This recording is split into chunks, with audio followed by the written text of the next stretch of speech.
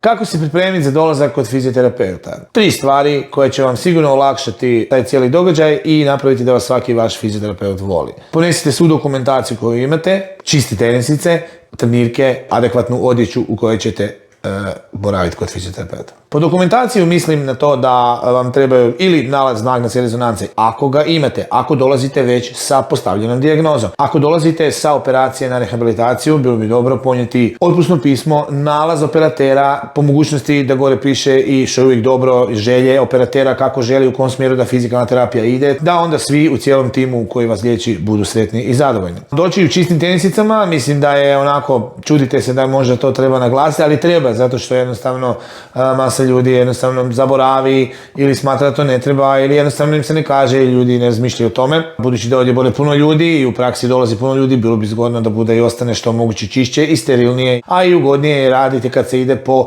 tatami spužbama, po cijeloj teretani se hoda u čistim, adekvatnim tenisicama za to. Ili najbolje od svega je biti bos, ali ovisno o tome što liječimo i kako liječimo, sada ne ulazimo u tu priču, idemo dalje, pojasnit ću vam to u nekom drugom videu. I na kraju vam trebaju trenirka, odnosno adekvatna odjeća, a ne traperice, hlače, većina haljina, da ste napucani za izlazak pa dolazite na brzinu. Iako bi bilo lijepo za vidjeti, ali nećemo biti funkcionalni onda u tom pitanju. Eto, toliko o tome za sada, prva 3, a ostale ću vam onda reći nekad dalje.